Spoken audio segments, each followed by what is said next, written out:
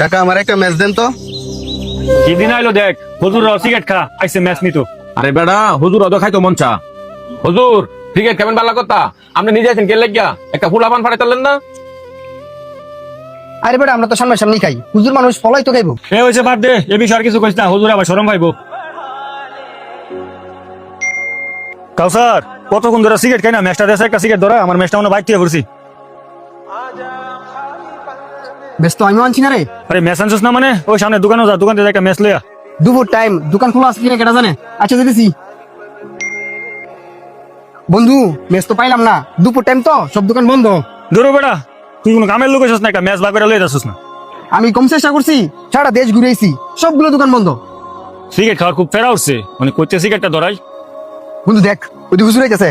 আরে হুজুরা এলাভ আছে, এমনি সিগারেট খাইতে পারতাছি না, হুজুরা উইটা যাওয়ান গা লাগবো। কি হুজুরে লুটে জানকা লাগবো? গতকালকে নাঙ্গল সামনে হুজুরের দোকান থেকে ম্যাচ নিছে, ফলে ফলে সিগারেট খায়। আচ্ছা তাহলে হুজুরে ডাক দিয়া ম্যাচটা ল।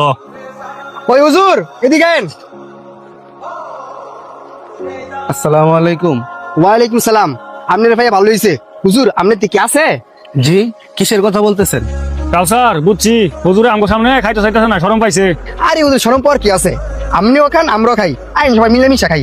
ভাইজান আপনারা কি বলতেছেন আমি কিছুই বুঝতেছি না, একটু বুঝায় বলেন আমারে। রাজীব হুজুরে কিছুই বুঝতেছে না, বোকার সাজ আছে। আচ্ছা আপনি আলকে খাইন। এখন আপনার লগে ম্যাচ আছে? জি আছে। তাই হুজুর ম্যাচটা দেন। এই নেন ভাই। এই নে রাজীব, রাতের সিগারেটটা ধরা। ও এতক্ষণ তাইলে আপনারা আমার সিগারেট খাওয়ার কথা বলছেন? তো আপনি বুঝেন না আপনারা কি এর কথা কইতাছি? ভাইজান আমি তো সিগারেট খাই না। হুজুর আপনি কি আমার শুরু মানুষ পাইছেন যে আপনি একটা কথা বলছেন আমরা বিশ্বাস করে লামু? তাহলে আপনি সিগারেট না খেলে ম্যাচ লয়ে ঘুরেন কেরে? ম্যাচ লয়ে তারাই ঘুরে যারা সিগারেট খায়। আপনি কি রাস্তাঘাটে রান্না বান্না করেন যে ম্যাচ লয়ে ঘুরবেন? কাউসার হুজুরের সিগারেট খানা কিন্তু ম্যাচ লয়ে ঘুরে। আচ্ছা হুজুর মানলাম আপনি সিগারেট খান না, কিন্তু ম্যাচ লয়ে কেন ঘুরেন আমাদেরকে বুঝান তো। আচ্ছা ভাইজান তাইলে শুনেন আমি কিসের জন্য আমার সাথে ম্যাচ নিয়ে ঘুরি। হ্যাঁ বলেন, আমরা শুনতে চাই। আচ্ছা ভাইজান শুনেন, যখন আমার কোনো পাপ কাজ করতে মন চায় তখন এই ম্যাচের আগুন দিয়া আমার হাতটা পুরাই। আমি যেন জাহান্নামের আগুনের সেই ভয়াবহতা অনুভব করতে পারি, এবং যেন এটা আমি অনুভব করে সকল পাপ কাজ থেকে দূরে থাকতে পারি। ভাইজান দয়া করে এই ম্যাচটা দিয়া দেন, এই ম্যাচ দিয়া সিগারেট ধরায়েন না।